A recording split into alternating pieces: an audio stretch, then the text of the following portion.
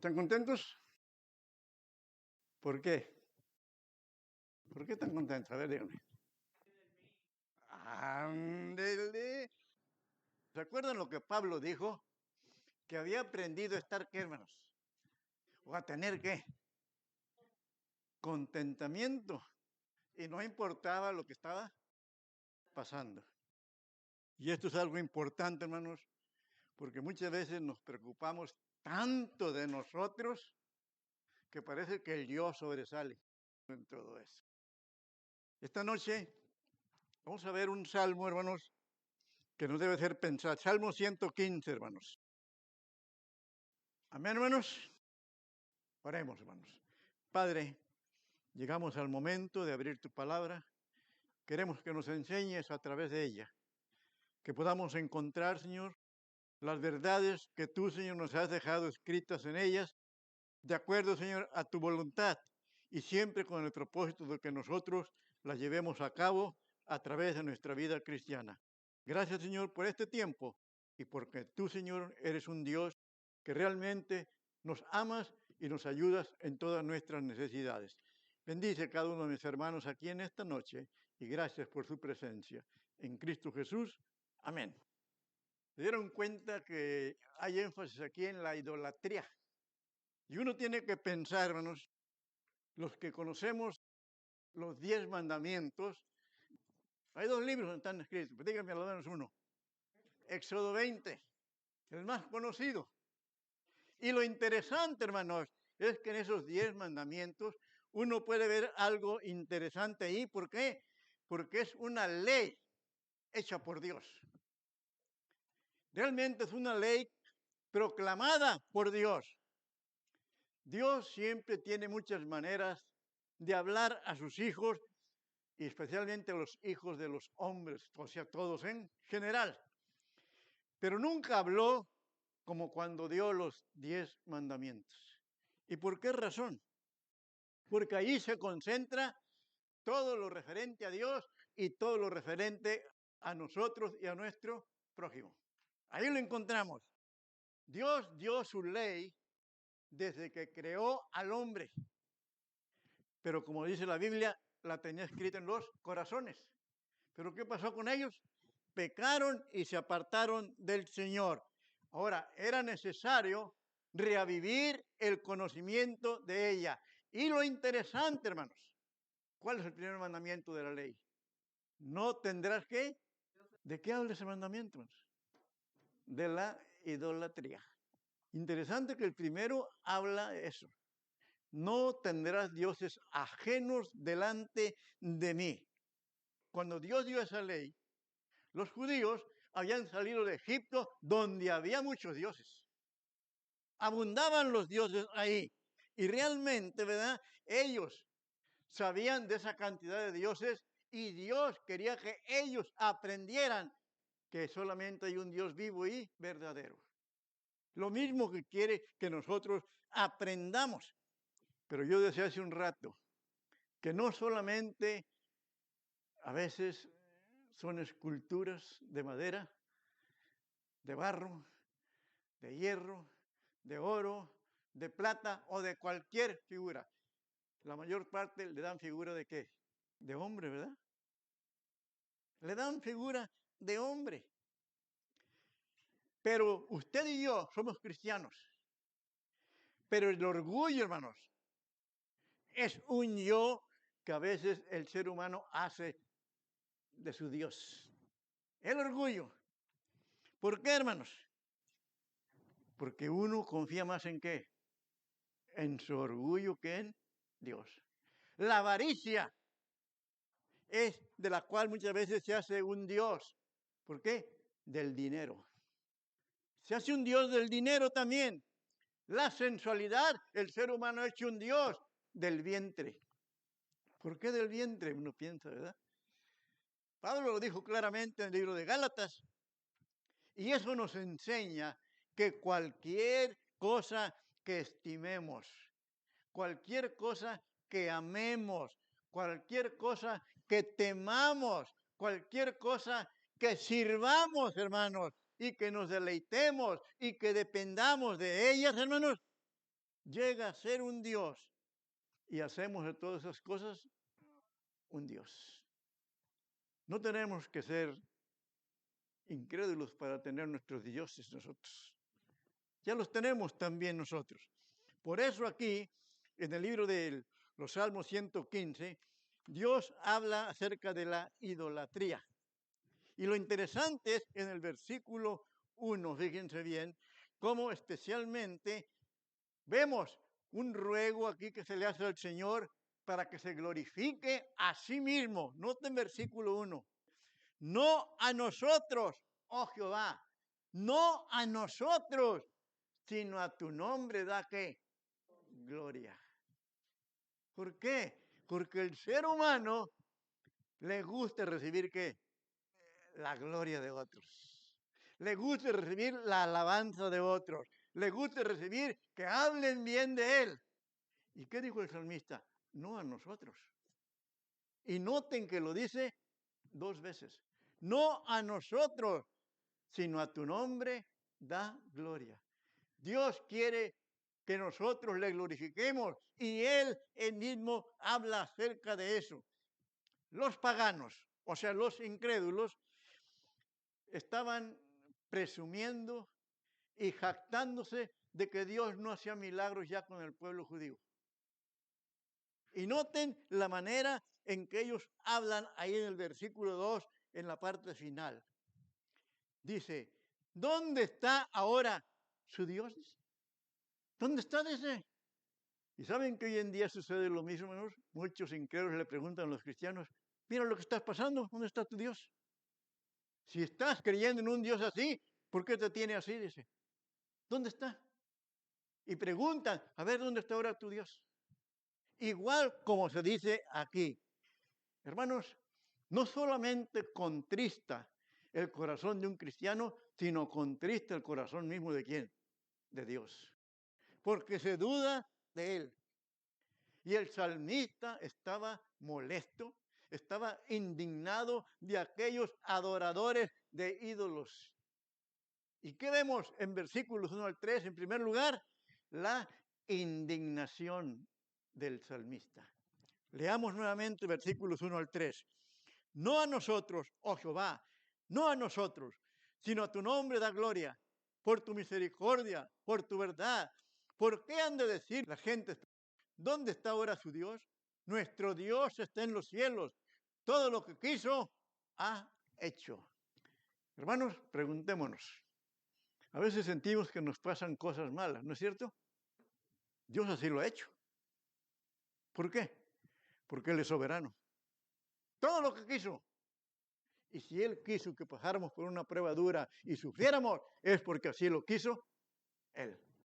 Pero qué difícil es aceptarlo. Por eso el salmista dice, todo lo que quiso, ha hecho. El salmista aquí, él deseaba que Dios recibiera la gloria. El pueblo deseaba alivio de los insultos que le hacía la gente preguntándole dónde está tu Dios. En otras palabras, Dios ya no era temido por los adversarios, porque no veían ya los milagros. Ya no era temido. Y lo interesante es cuando el salmista dice, no a nosotros, sino a tu nombre, Señor. ¿Ha sentido usted una especie de alitas de ángel cuando hablan bien de usted? ¿No? Como que el yo, como que se esponja, ¿no? Que parece uno, pues como mexicanos, no vamos a decir pavo real, guajolote. Pero hermanos, es el yo que se siente, ¿qué? Orgulloso de que estén hablando, ¿qué? Bien de uno. Sin embargo, el salmista dice, no a nosotros. El que merece la honra y la gloria, ¿quién es?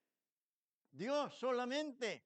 Por eso él dice que en su corazón había un deseo intenso de renunciar a recibir gloria de los hombres.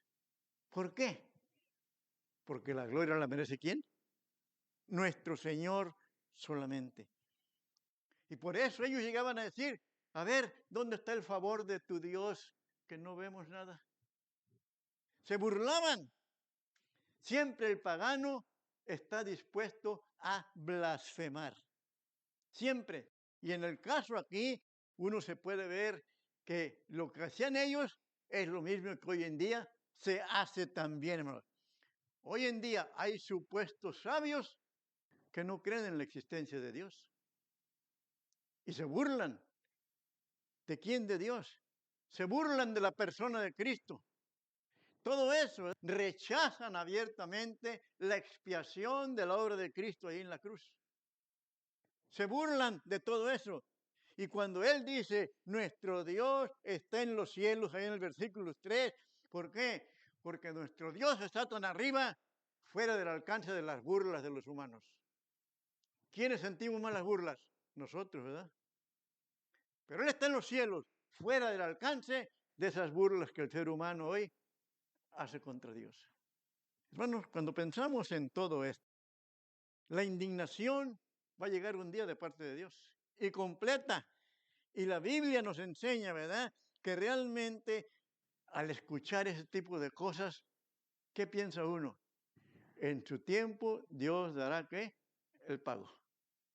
Por eso dice, todo lo que quiso, ha hecho. Y en su tiempo va a ser lo que debe de hacer el Señor.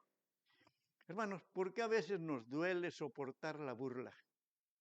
Cuando hablan mal de nuestro Dios, nos molesta, nos indignamos también igual que el salmista. Pero hermanos, Dios tiene su tiempo. Porque diga lo que diga la gente, el consejo de Dios permanece para siempre. Y lo que diga la gente no va a permanecer para siempre. Por eso se ve la indignación del salmista. Pero también se ve aquí algo más, la ignorancia. La ignorancia de los paganos. Fíjense bien hasta dónde llega la ignorancia, hermano. Versículos 4 al 8 dice. Los ídolos de ellos son plata y oro, obra de manos de hombres. Tienen boca, mas no hablan. Tienen ojos, mas no ven. Orejas tienen, mas no oyen. Tienen narices, mas no huelen. Manos tienen, mas no palpan. Tienen pies, mas no andan. No hablan con su garganta. Semejantes a ellos son los que los hacen y cualquiera que confía en ellos. La pregunta es, ¿por qué los que hacen ese tipo de imágenes le dan forma de hombre o de mujer? ¿Y saben qué es lo triste? El pueblo judío hizo mucho de eso. Y Dios les dijo claramente que lo que han visto ellos era una figura nada más. No vieron que ninguna forma humana. ¿Por qué la ignorancia? ¿Cómo puedo creer que un muñeco de oro vaya a ser un dios? Un muñeco de plata, de madera. Por lo general, hermanos, ¿por qué se les da la forma de hombre? Es interesante. ¿Por qué? Porque lo hace el mismo hombre. Pero de acuerdo a lo que la Biblia dice aquí, hermanos, no pueden oler, no pueden ver, no pueden sentir, no pueden andar, no pueden hablar. Ah, pero dicen que es ¿qué? Su Dios. Por eso dice, tienen boca, mas no hablan. ¿De qué les sirve la boca entonces? ¿Cuántas veces usted ha visto, leído, que se ha escuchado que en cierto lugar se apareció en un árbol o en cualquier cosa la figura de una virgen? ¿Y qué hace la gente? ¿Va para escuchar hablar a ella? Van para ver la figura según ellos, pero nunca les habla. Tampoco nunca les oye. Tampoco nunca los ve. ¿Por qué? Porque es únicamente una figura. No tienen voz, dice, como dice ahí, en sus gargantas. Realmente ni siquiera pueden pronunciar sonidos guturales, ni siquiera eso. ¿Por qué? Porque no pueden. Hermanos, sin embargo, fíjense bien,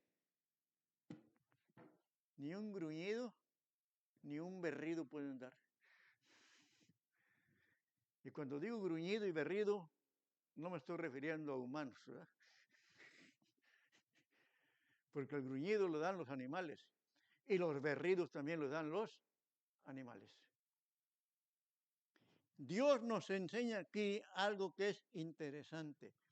El atributo tan ignorante de la gente de adorar una imagen ciega que ni ve. Una imagen ciega realmente. Una imagen que no oye. Y sin embargo, ¿ustedes se acuerdan de un profeta que fue sarcástico? Que él hizo el altar, lo arregló y dijo que también los otros lo hicieran y arreglaron y todo y empezaron a brincar y a saltar y lo que sea ahí.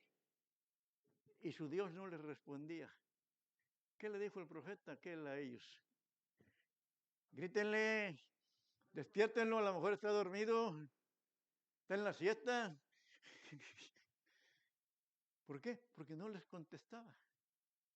En cambio él, cuando arregló el altar, puso el sacrificio ahí, Dios contestó por medio de ¿qué? De un fuego que consumió ¿qué? El sacrificio. Y recuerden que le había echado tanta agua que se lamió toda el agua. Así se manifestó que el Dios vivo y verdadero en contraste. Y Elías les decía, grítenle en voz alta. No oye, grítenle en voz alta. A lo mejor estoy ocupado viendo el Face. No había todavía Face ahí en ese tiempo. Hermanos, las mejores viandas que se le ofrecían en sacrificio a ese Dios ni siquiera las podía oler. Ni siquiera eso. ¿Saben qué es interesante? ¿Por qué la gente siempre los tiene que llevar? ¿No es cierto? Siempre la gente tiene que llevar las imágenes porque ellos no pueden caminar. Y uno tiene que pensar, tenía razón el salmista cuando escribió esto. Tienen pies, ¿no? ¿Qué? Anda. Hermanos, tienen que ser llevados de un sitio a otro por la misma gente, porque ellos no pueden hacer por sí solos absolutamente nada. Hermanos, fíjense en el libro de Habacuc, a ver si encuentran ese libro, porque es un libro muy poco visto. Y vean lo que dice el capítulo 2. Habacuc, capítulo 2. A ver, encuéntrenlo por ahí, a ver. ¿Ya? Ok, capítulo 2. O me faltan algunos todavía ahí que andan. Vean versículos 18 y 19. Noten lo que dice ahí. ¿De qué sirve la escultura que esculpió el que la hizo? La estatua de fundición que enseña mentira para que haciendo imágenes mudas confíe el hacedor en su obra. Ay del que dice al palo, despiértate, y a la piedra muda, levántate. ¿Podrá él enseñar? He aquí está cubierto de oro y de plata, y no hay que, hermanos, espíritu dentro de él. ¿Se equivocó Habacuc también? No. Y podemos ver entonces la ignorancia de la gente adorando ¿qué? Diferentes cosas. Algo que ha hundido a la gente al punto y al grado de confiar en eso más que en Dios. Si regresamos al Salmo 115, hermanos, noten usted en versículos 9 al 11 algo que se repite ahí. 3 palabras que se repiten en cada versículo, las mismas. Versículo 9 dice, confía en Jehová. Versículo 10 dice, confiad en Jehová. Versículo 11 dice, confiad en Jehová. No en ninguna imagen, no en ningún ídolo, sino únicamente en quién, en Dios.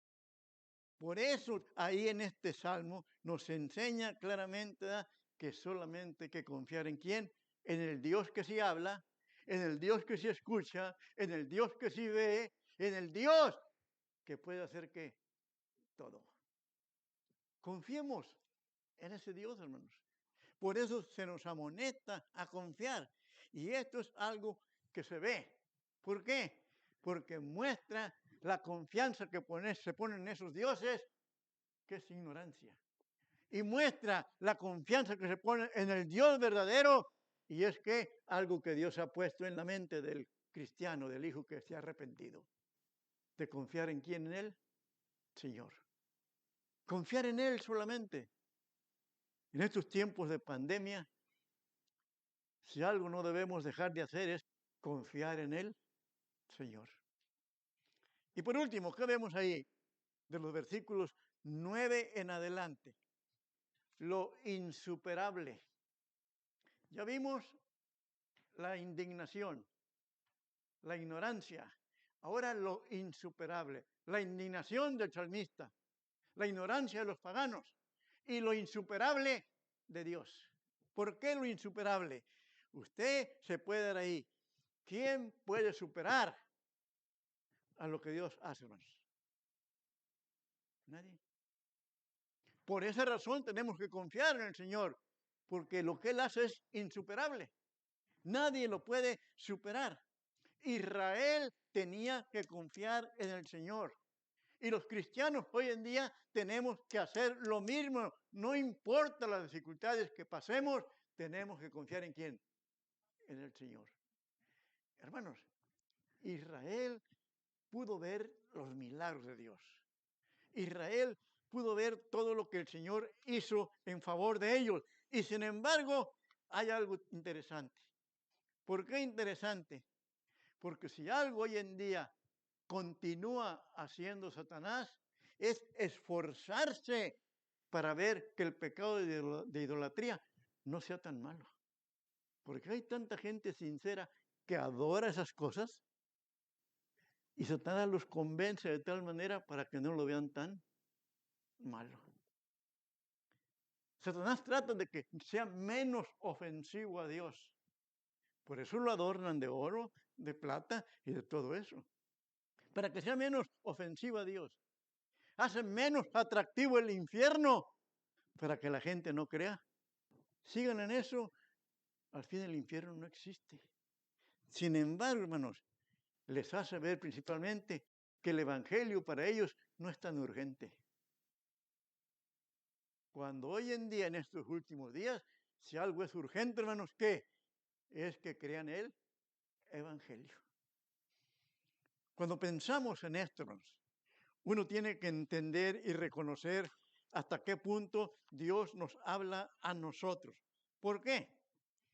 Fíjense en Deuteronomio capítulo 4, hermanos, versículos 15 al 20. Y pongan atención ahí, porque le está hablando a Israel. Y fíjense bien lo que pasa ahí. Versículo 15, 4:15. Guardad pues mucho vuestras almas. Y luego fíjense lo que dice. Pues ninguna figura visteis el día que Jehová habló con vosotros de en medio del fuego. Ninguna figura para que ustedes me quieran hacer ¿qué? Imágenes, figuras. Dice ninguna. Dice, para que no os corrompáis y hagáis para vosotros escultura, imagen de figura alguna, efigie de varón o hembra, figura de animal alguno que está en la tierra, figura de ave alguna alada que vuele por el aire, figura de ningún animal que se arrastra sobre la tierra, figura de un pez alguno que hay en el agua debajo de la tierra, no sea que alces tus ojos al cielo y viendo el sol y la luna y las estrellas y todo el ejército del cielo, seas impulsado y te inclines a ellas y les sirvas, porque Jehová tu Dios los ha concedido a todos los pueblos debajo de todos los cielos. Pero a vosotros, o sea Israel, Jehová os tomó y os ha sacado del horno de hierro de Egipto para que seáis el pueblo de su heredad, como en este día. ¿Qué indicaciones le dio Israel, verdad? ¿Por qué le dijo eso? Porque el ser humano tiende a hacer figuras de qué, hermano? ¿A ser dioses de qué? De todo. De todo. Israel llegó hasta ese punto, hermano. Siempre estuvo adorando imágenes, muchas veces cuando se aliaba con las naciones paganas. Siempre. Y lo interesante es que ellos recibieron estos mandatos, los siguieron y Dios les habló. No hagan nada de eso. Pero ¿saben qué, hermanos? Lo que Dios más nos prohíbe es lo que más queremos hacer. ¿O no es cierto? Israel lo hizo a pesar de que Dios les advirtió contra la idolatría. Ellos lo hicieron. ¿Qué pasó cuando Moisés tardó de bajar del monte? ¿Y qué hizo Aarón, hermanos? ¿Te acuerdas? Aparentemente algo bueno. Pidió ¿qué? Oro para hacer alguna figura de oro. Y fue un mago extraordinario, dice él. ¿Por qué? Porque le trajeron todo y lo más lo aventó, dice, y salió un becerro. Qué poder de aroma, hermanos. Imagínese usted, quítese los aretes de oro que tenga y tírelos a ver si se aparece algo. ¿Creen que se puede aparecer a algunos? Va a decir usted, ni la tirada ni la agachada, porque no pasó nada. Agachada para recogerlos otra vez. Hermano, pero Aarón dijo, yo nomás los aventé. Y salió el becerro. ¿Y qué hizo la gente, hermano? Hasta fiesta. Hasta fiesta hizo. ¿Para qué? Para estar adorando a aquel Dios que se había creado para el pueblo de Israel. Hermanos, Dios es insuperable. Nadie puede hacer lo que Él hace. Un Dios que amó tanto al mundo, envió a su Hijo. Nadie lo ha superado eso. Ni jamás nadie lo va a superar. Porque lo hizo por todos. Nadie ha hecho lo que Jesús hizo. Estar en el sepulcro y levantarse. ¿Por el poder de quién? De Dios. Eso es insuperable también. La tumba, hermanos, donde estuvo Jesús, no habló. No emitió ninguna voz. Sin embargo, el cuerpo escuchó la voz, el poder de Dios y salió. Igual que en la resurrección de Lázaro. Jesús únicamente le dijo, sal fuera. ¿Qué impresión causó a la gente cuando vieron a Lázaro salir? Admirados por el poder de la palabra de Jesús. Hermanos, realmente lo que hace Jesús, lo que hace Dios, es insuperable. Aparte de la salvación que Dios nos ha dado, ¿quién más nos la puede dar? Nadie. Aparte del perdón de pecados que Dios nos ha dado, ¿quién más nos los puede dar? Nadie. Nos pueden decir que nos lo dan, pero no funciona eso. Solamente el Señor lo puede hacer. Y por eso es importante que nosotros entendamos cada día que lo que Dios hace es insuperable. Jamás persona alguna lo puede separar. Y regresando al Salmo 115, vean algo también interesante ahí, hermanos, que nos debe llamar la atención. Versículos 12. Vean una palabra que se repite ahí en sus derivados hasta el versículo 15. A ver si la encuentran cuál es. Una palabra que se repite con sus derivados. Bendecir. Noten versículo 12. Jehová se acordó de nosotros. Nos bendecirá. Fíjense bien. Dice, bendecirá a la casa de Israel. Bendecirá a la casa de Aarón. Bendecirá a los que temen a Jehová, a pequeños y a grandes. Aumentará Jehová bendición sobre vosotros y sobre vuestros hijos. Benditos vosotros de Jehová, que hizo los cielos y la tierra. ¿Qué ha prometido Dios entonces, hermanos? Algo insuperable, que solamente la bendición divina viene de quién? De Él. Hermanos, cuando pensamos en esto, es como si leyéramos ahí, fíjense bien, en el versículo 12. Jehová se acordó de quién? De nosotros. Y luego, como si dijera, bendecirá la casa de nuestro hermano Reinaldo, bendecirá la casa de nuestro hermano Arturo, bendecirá la casa de nuestro hermano Chuy. ¿Por qué? Porque cuando habla de Israel, Aarón, él está hablando de personas. ¿Y acaso no hemos recibido bendición, hermanos? La hemos recibido y en abundancia. Bendecirá a los que le temen. Tristemente hoy en día el cristiano, si algo le falta es que tener temor de Dios, porque queremos hacer lo que queremos nosotros. Y hermanos, fíjense bien, una cosa que nos debe hacer pensar en el versículo 14. Dice el versículo 14, aumentará Jehová bendición sobre vosotros. Piense por un momento, ¿en qué manera ha aumentado Dios bendición para nosotros y la va a seguir todavía aumentando? ¿En qué manera? ¿En qué manera va a aumentar Jehová bendición sobre nosotros? Como familia, como personas. Le voy a poner un ejemplo, hermano Chuya, que habló él. El hermano, ¿ve usted a sus hijos como una bendición? ¿Ve que hacen cosas que le agradan y que son una bendición para su vida? Se está aumentando, ¿verdad? Un día, cuando se casen, va a tener nietos. ¿No es una bendición también que va a aumentar? Va a decir, pero no tantos, ¿verdad? Entonces, Dios puede aumentar ¿qué? Bendición sobre nosotros. Y la ha aumentado, hermanos.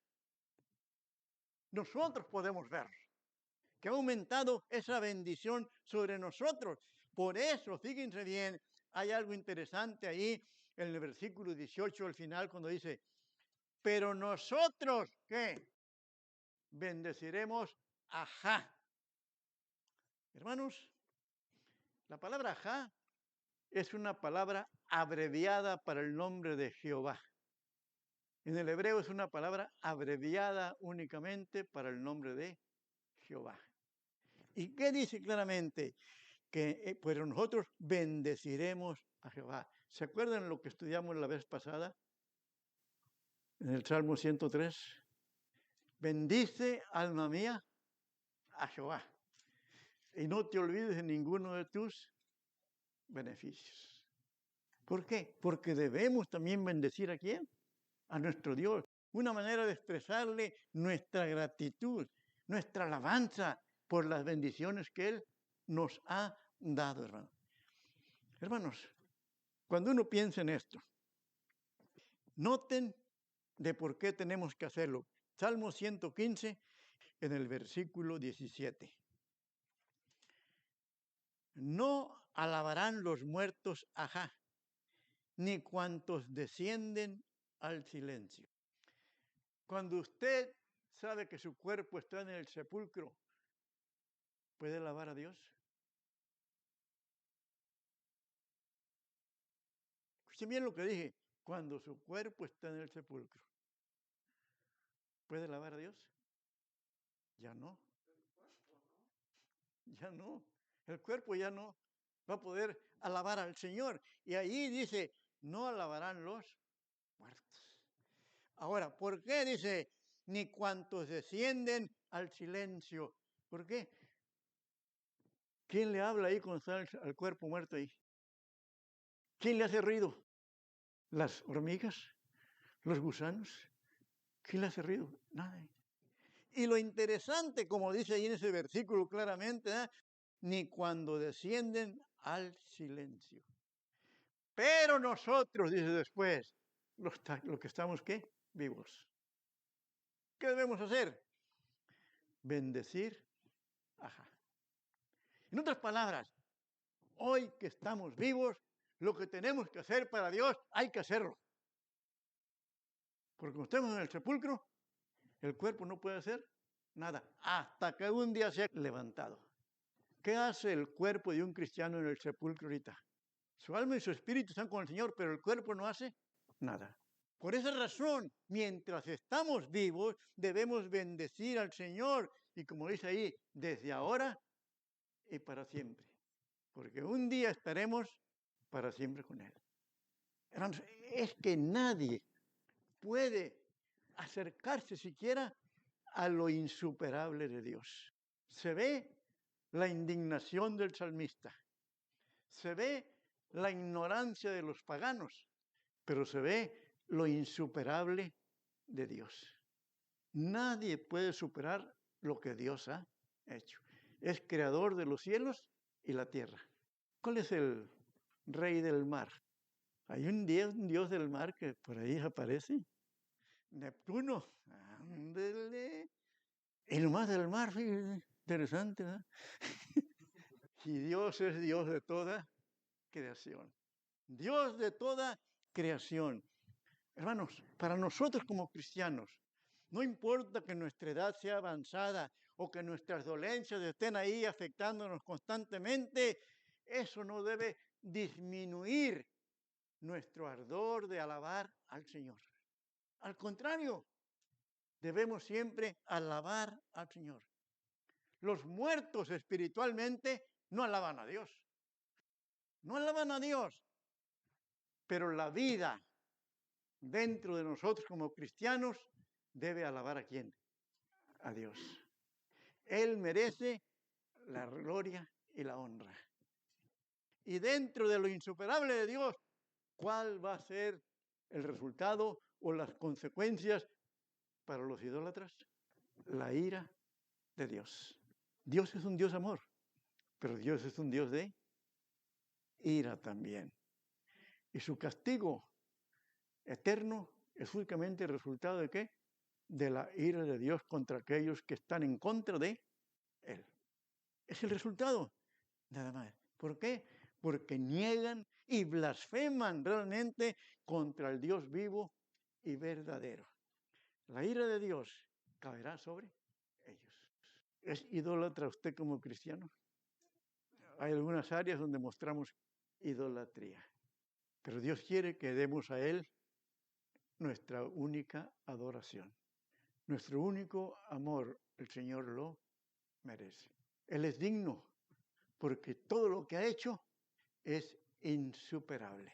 Y eso es algo que debemos reconocer siempre. Oremos más. Padre, gracias por tu palabra, porque nos enseña, Padre, lo que tú, Señor, eres realmente. Pero nos enseñas también, Padre, lo que el incrédulo, el pagano hace contra ti. Gracias, Señor, porque a través de ella nosotros podemos aprender verdades que tú nos has dejado, Señor, con un propósito.